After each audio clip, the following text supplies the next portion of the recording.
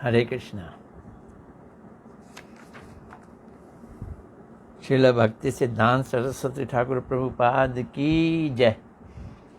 आइए उनकी कृपा प्राप्त करते हैं। नमो विष्णुपदाय राधिकाय प्रियात्मने श्रीमद् भक्ति वेदांत नारायण गोस्वामी इति नामने।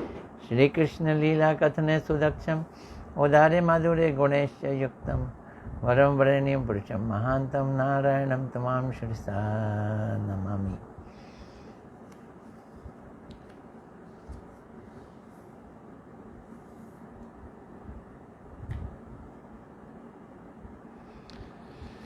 प्रश्न आज का पहला प्रश्न जो श्रील प्रभुपाद जी एक्सप्लेन करने जा रहे हैं, क्या है प्रश्न?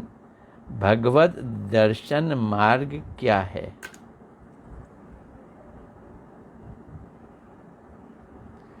कभी कभी सेम बातें घुमा फिरा के सुनने में आती हैं, सेम बातें।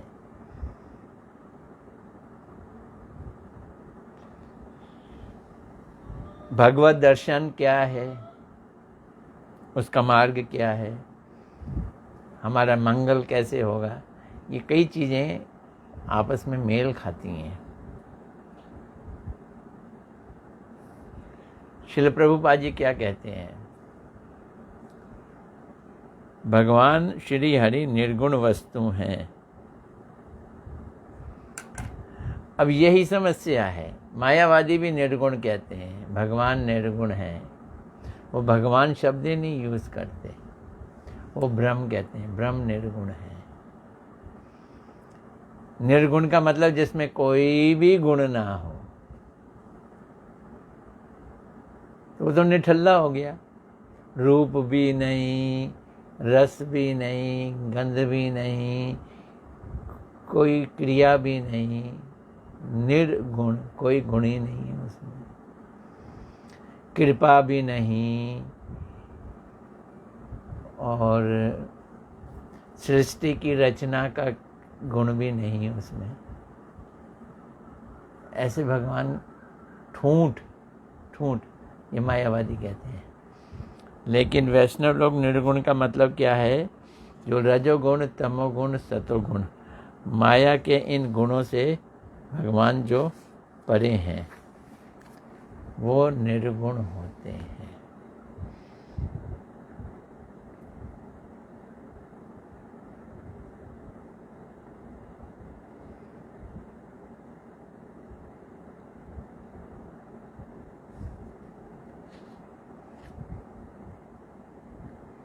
तो तीनों गुणों से अतीत, माया से अतीत भगवान है, लेकिन दिव्य गुणों से भरे हुए हैं। उनका दिव्य स्वरूप है, उनका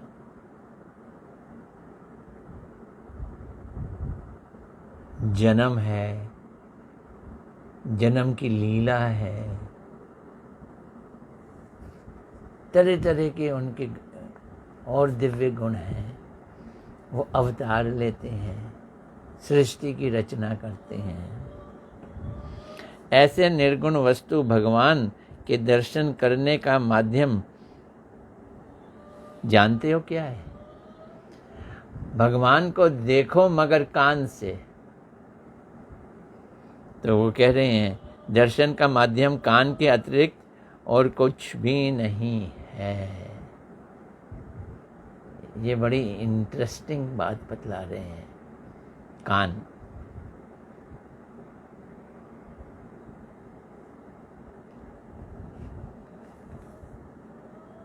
साधुओं के श्री मुख से प्रवाहित होने वाली वैकुंठ कथाओं में अलौकिक शक्ति होती है।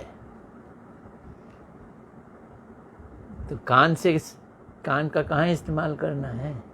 इस्तेमाल कहाँ करना है? सुनने में। क्या सुनने में? साधुओं के मुख से कथा। तो बोल रहे हैं साधुओं के मुख से प्रवाहित होने वाली वैकुंठ कथाओं में अलौकिक शक्ति होती है। वैकुंठ कथा मतलब जो इस ब्रह्मांड की कथा नहीं है, उससे परे भगवान के दिव्य जगत की कथा है। बैकुंठ में नारायण की कथा, बैकुंठ, तो बैकुंठ में अयोध्या भी आ गई, बैकुंठ में द्वारका भी आ गया, बैकुंठ में गोलोक वृंदावन भी आ गई। बैकुंठीय कथा।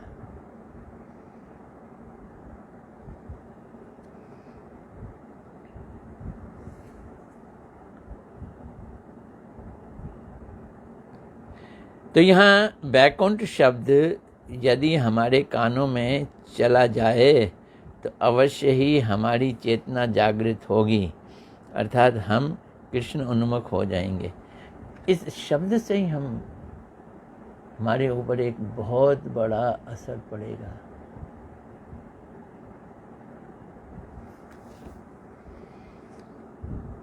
जो शब्द बैकुंठ से इस जगत में अवतीर्ण होता है, बैकुंठ से जो शब्द यहाँ आता है पृथ्वी पे, देखो एक बात है, भगवान का रूप है, हम सबका भी रूप है।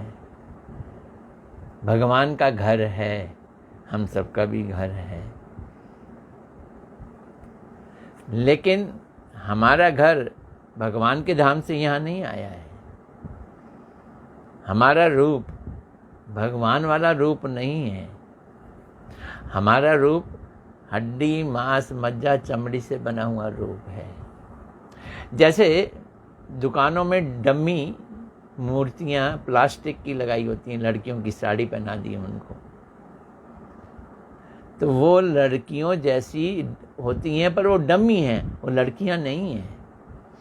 ऐसे ही हम लोगों का रूप है, क्योंकि भगवान का रूप है, भगवान के भक्तों का, भगवान के पार्षदों का रूप है, हमारा रूप है।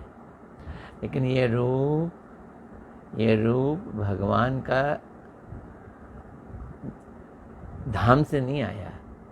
तो फिर बैकुंठ से जो चीज़ निकल के आती है, बैकुंठ से जो उतर के आती है, जो धाम से चीज़ आती है नीचे, उसके लिए प्रभुपाद जी कहते हैं,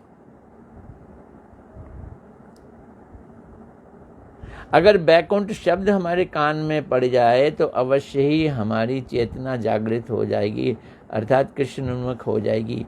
जो शब्द बैकुंठ से इस जगत में अवतीर्ण होता है, वही शब्द हमें बैकुंठ ले जाता है। तो भगवान बैकुंठ में जो लीलाएं करते हैं, अगर हम उसको सुनेंगे तो वो लीलाएं कहाँ से आई? बैकुंठ से। जो शब्द बैकुंठ से आते हैं, भगवान के नाम सारे के सारे नाम बैकुंठीय हैं, बैकुंठ से आते हैं। बैकुंठ का मतलब, फिर मैं बार बार रिपीट कर रहा हूँ, बैकुंठ का मतलब है गोलोक वृंदावन, अयोध्या साकेत और नारायण का स्थान बैकुंठ, जो इस भौतिक जगत से परे है, यहाँ भगवान रहते हैं। कौन से भगवान? जो गुणों से परे हैं, रजोगुण तमोगुण सतोगुण से परे हैं, इसलिए निर्गुण है। परंतु इस जगत के शब्द या सांसारिक बातें हमें नरक का यात्री बना देती हैं। हम लोग उलझे हुए हैं इस जगत के शब्दों से, इतना इस जगत के शब्दों से उलझे हैं कि हम भगवान के बैकुंठ से आए शब्दों को भी इस जगत में ही मिला लेते हैं, उसी में ही हम लपेटे में डाल देते हैं। नरक लोक के यात्री बन जाते हैं हम। एक बैकुंठीय शब्द है और एक पृथ्वी के शब्द हैं, संसारिक शब्द हैं। श्री चैतन्य महाप्रभु बैकुंठ की कथाओं को कहने के लिए इस जगत में आए, परंतु उन पर कृपामय प्रभु की बात दुर्भाग्यवश हमारे कानों में ही नहीं जा रही। भगवान तो चैतन्य महाप्रभु आए सिर्फ 500 साल पहले, 537 साल पहले आए। वो बैकुंठ वार्ता, बैकुंठ की कथा, बैकुंठ की शब्द, बैकुंठ के बारे में बतला रहे हैं। हमारे ऊपर कोई जूं ही नहीं रेंग रही। सौभाग्यवशतः यदि हमारी भगवान की सेवा करने की प्रवृत्ति उदित हो जाए, तभी हम अपने कान से वैकुंठ की कथाएं अर्थात भगवान की कथाओं सुन सकते हैं एवं उन्हें धारण कर सकते हैं। अब यहाँ एक प्रभुपाद जी विचार दे रहे हैं। क्या कह रहे हैं?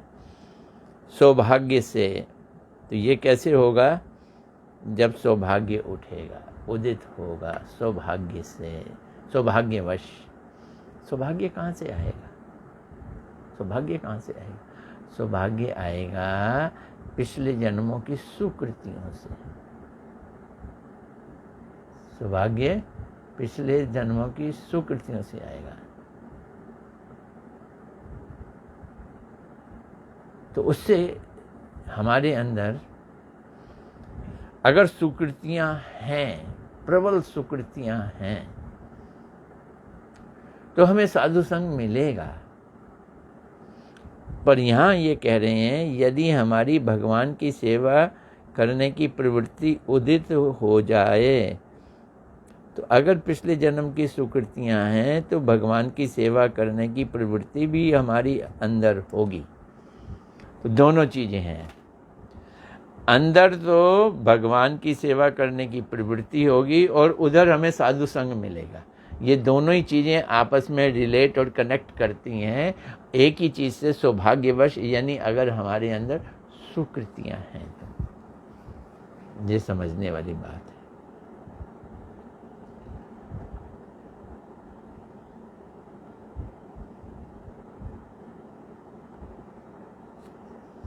तभी हम भगवान की वैकुंठ की कथाएं सुन सकते हैं और धारण भी कर सकते हैं। खाली सुनेंगे नहीं, धारण भी करेंगे। तो सौभाग्यवश, सौभाग्य मतलब सुकृति के साथ।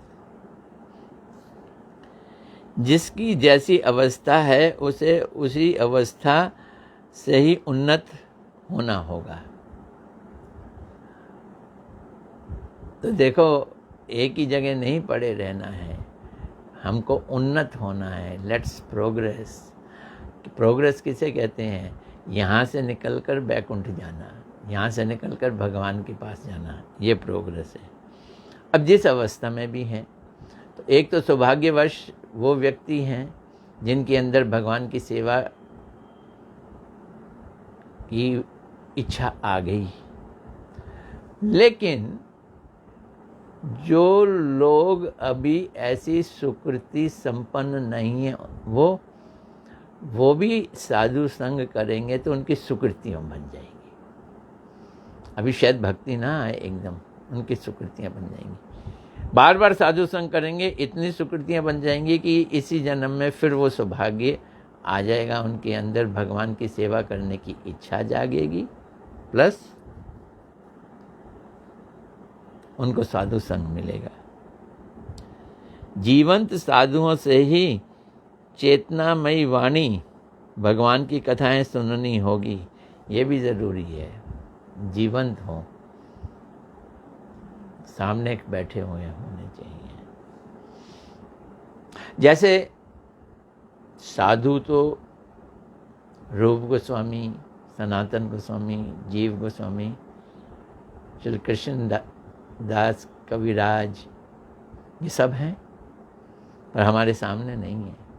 इनके ग्रंथ हमारे सामने हैं।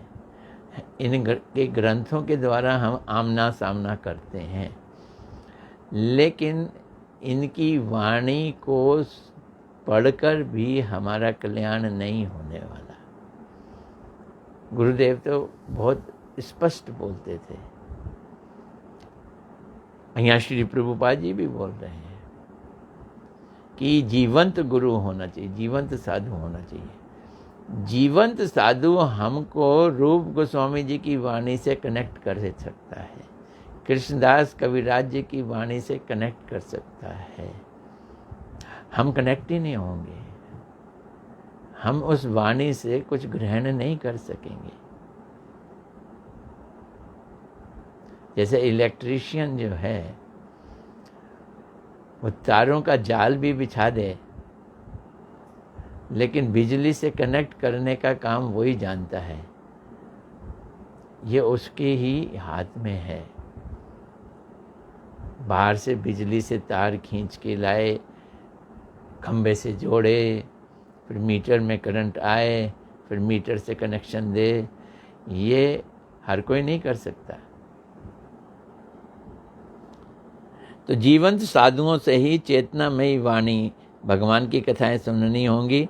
जिस क्षण हम शुद्ध साधुओं की कथा नहीं सुनेंगे, देखो नेगेटिव ढंग से प्रभुपाद जी कई चीज़ें देते हैं, नहीं सुनेंगे, निष्कपट होकर उनकी सेवा नहीं करेंगे, उसी क्षण माया हमें ग्रास कर लेगी, उसी क्षण माया ग्रास कर लेगी। इसका मतलब है हम सुन रहे हैं तो माया ग्रास नहीं कर रही है, अगर हम सुनते हैं तो माया ग्रास नहीं करती।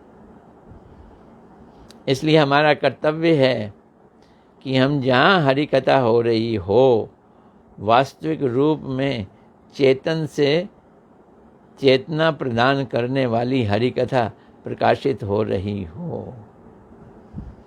अब देखो, अगर हमारी सुकृति नहीं है, हमारा सौभाग्य नहीं है, तो क्या करें? फिर भी जाएं, सौभाग्य बनाने के लिए जाएं। This will create our destiny, ये हमारे सुकृति बनाएगा, सौभाग्य बनाएगा। तो क्या करें? हम चेतन से चेतना प्राप्त करें। ये साधु चेतन हैं, वो बैकुंठ की शब्द यहाँ लाए हैं, वहाँ की कथाएं लाए हैं, भगवान के धाम की कथाएं लाए हैं। तो चेतन से चेतना प्राप्त करें। तो चेतन से चेतना प्रदान करने वाली हरि कथा है, वो भगवान के भक्तों के यहाँ उन स्थानों पर प्रकाशित हो रही हैं। वहाँ पर अपने मन को नियुक्त करें, वहीं अपने मन को नियुक्त। कितनी सटीक बातें प्रभुपाद जी कह रहे हैं, इतनी स्पष्ट कह रहे हैं, 2 दूनी 4।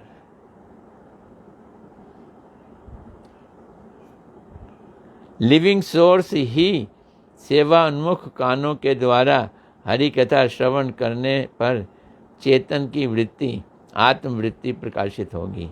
लिविंग सोर्स से ही जीवंत साधु होता है।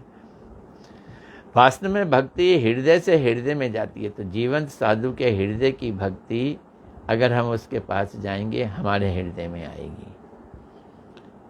चेतन से चेतना मिलती है, चेतन से चेतना मिलती है।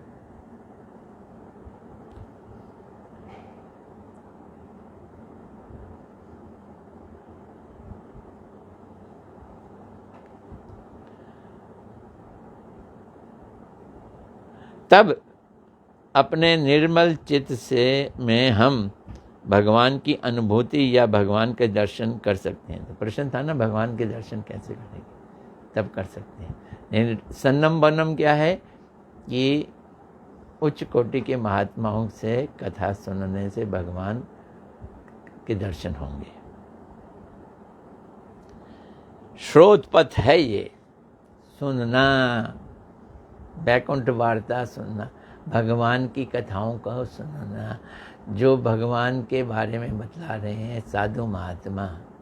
और गुरुदेव कहते थे उनको अनुभूति होनी चाहिए वहाँ की, वैसे लोगों से सुनना चाहिए जिनको वहाँ की अनुभूति हो, संसार से वैराग्य हो और शास्त्रों का ज्ञान हो, ये 3 गुण हो।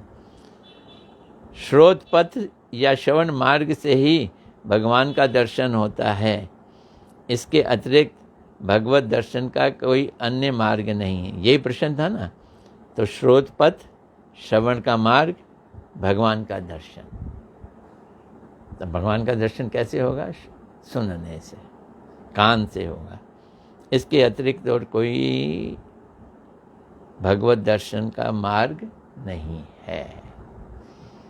बड़ा सुंदर प्रश्न और बड़ा कमाल का उत्तर श्रील प्रभुपाद जी ने दिया है। मैं कल कह रहा था ना, कभी कभी उपदेश कड़वे लगते हैं, पर नाम है उपदेश अमृत। वो अमृत के समान हमें अमर कर देते हैं। हम तो यही समझें कि प्रभुपाद जी बोल रहे हैं, हम सुन रहे हैं। दूसरा प्रश्न है, कृष्ण नाम कीर्तन का क्या फल है? लो, कृष्ण नाम कीर्तन का फल बताने जा रहे हैं प्रभुपाद जी। कृष्ण नाम का कीर्तन साक्षात कृष्ण का अनुशीलन या कृष्ण का साक्षात सेवा है। ये बात लोग पूछते हैं, भगवान की सेवा क्या करें? कृष्ण नाम कीर्तन भगवान की सेवा है। अनुकूलेन कृष्ण अनुशीलनम, अनुकूल रूप से कृष्ण का अनुशीलन करें तो क्या करें? कृष्ण का कीर्तन करें।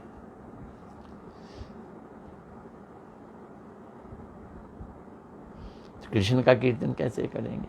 नाम कीर्तन से कीर्तन शुरू होता है। नाम कीर्तन, रूप कीर्तन, गुण कीर्तन, लेकिन शुरुआत कहाँ से होगी? तन नाम रूप चरित आदि। पहले नाम से कहानी शुरू होती है।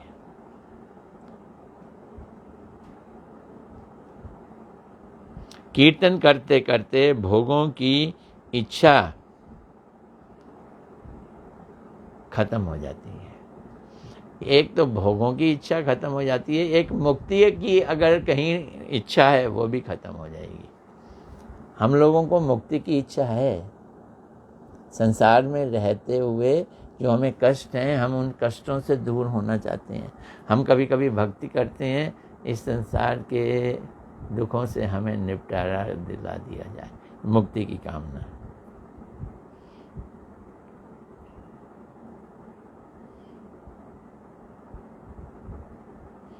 श्री नाम की कृपा से सभी प्रकार के अनर्थ नष्ट हो जाते हैं, क्योंकि कृष्ण नाम साक्षात कृष्ण है। कृष्ण नाम में बड़ा ही ताकत है। तो कृष्ण साक्षात तो नहीं दिख रहे, पर कृष्ण नाम के रूप में कृष्ण साक्षात हैं। नाम का मतलब है he himself, Krishna is there. शक्तिमान कृष्ण नाम असीम शक्तिशाली है। तो प्रश्न है ना, कृष्ण नाम का फल क्या है? कीर्तन का फल क्या है? तो कृष्ण नाम का कीर्तन करने से हमारी कामनाएं दूर हो जाती हैं, अनर्थ दूर हो जाते हैं, मुक्ति की इच्छा भी नहीं रहती। ये बड़ा शक्तिशाली है, इसकी कोई सीमा नहीं, इसकी शक्ति की सीमा ही नहीं है। उनकी कृपा से कुछ भी असंभव नहीं होता। नाम की कृपा से कुछ भी असंभव नहीं है। नाम कीर्तन के फल से अनर्थ निवृत्ति और परमार्थ की प्राप्ति सब कुछ अनायास हो जाती है। वाह भाई वाह, क्या बात कह रहे हैं। अनायास, अचक से, नाम से। क्या क्या? नाम कीर्तन के फल से अनर्थ की निवृत्ति, अनवांटेड डिजायर। अनर्थ को हम इंग्लिश में कह देंगे अनवांटेड डिजायर्स। मतलब जो कृष्ण को प्राप्त करने से कनेक्टेड डिजायर नहीं है, वो अनवांटेड डिजायर्स। एवं परमार्थ की प्राप्ति, परम अर्थ यानी भक्ति, ये सब कुछ अनायास ही हो जाता है। नाम के फल से कृष्ण के चरणों में प्रेम उत्पन्न हो जाता है। ये नाम के हाईएस्ट उपलब्धि है, कृष्ण के चरणों में प्रेम। कृष्ण नाम ही जीवों का एकमात्र आश्रय है। हम लोग आश्रय लेते हैं, अपने लिए मकान बनाते हैं। एक बहुत बड़ी बिल्डिंग बनी, 36 माला बिल्डिंग बनी, 36। हम बहुत ऐंठ के अकड़ के कहते हैं सबसे ऊपर वाली माला पे में हमारा घर है, 36th स्टोरी।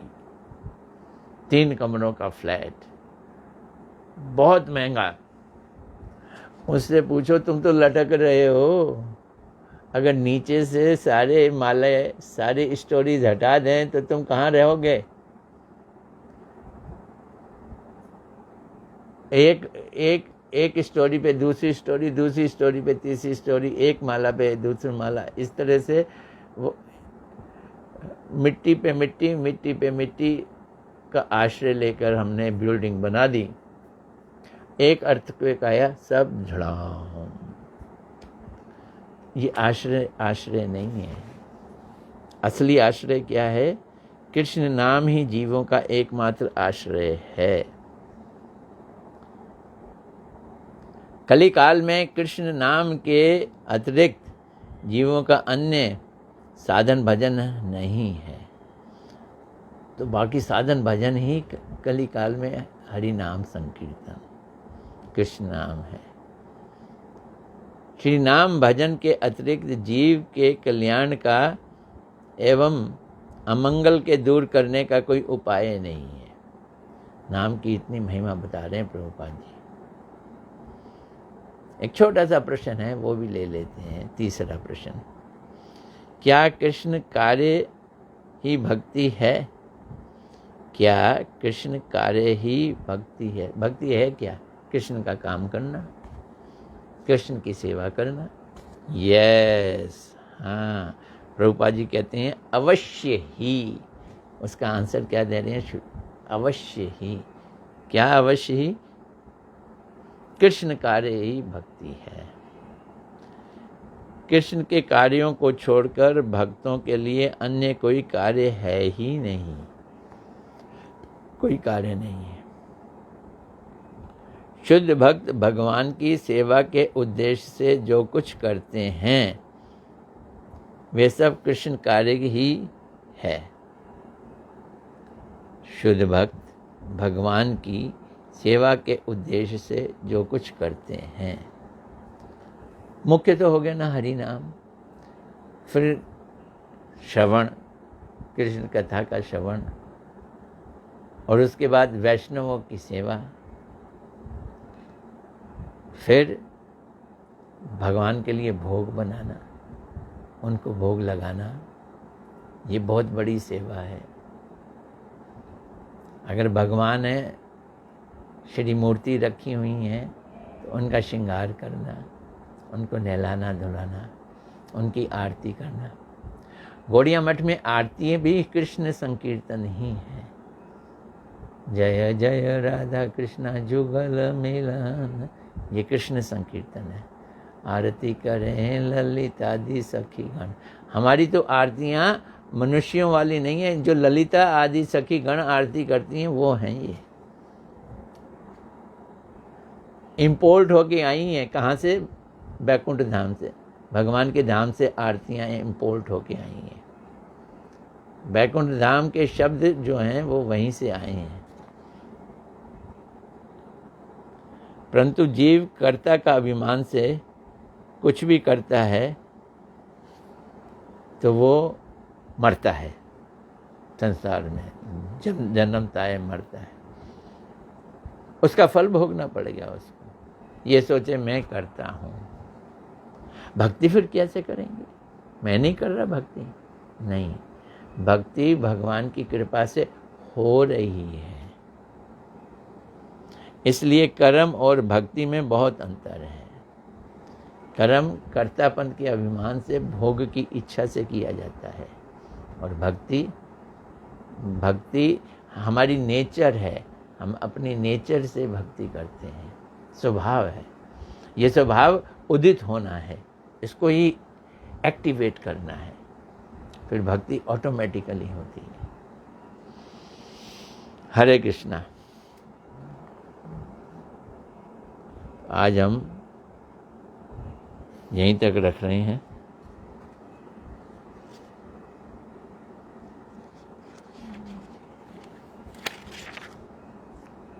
आज शुक्रवार है, अब मिलेंगे ट्यूसडे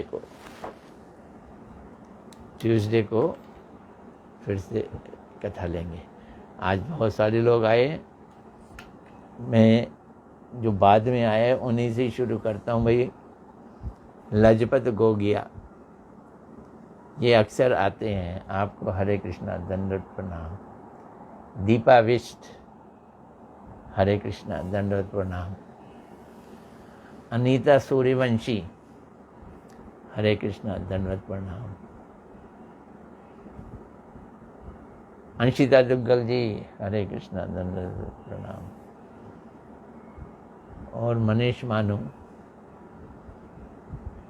हरे कृष्णा, दंडवत प्रणाम। अरे वाह, 2 नाम में छोड़ गया। पिंकी वर्मा, ये तो मैं पहली बार नाम सुन रहा हूँ। हरे कृष्णा, दंडवत जी, दंडवत।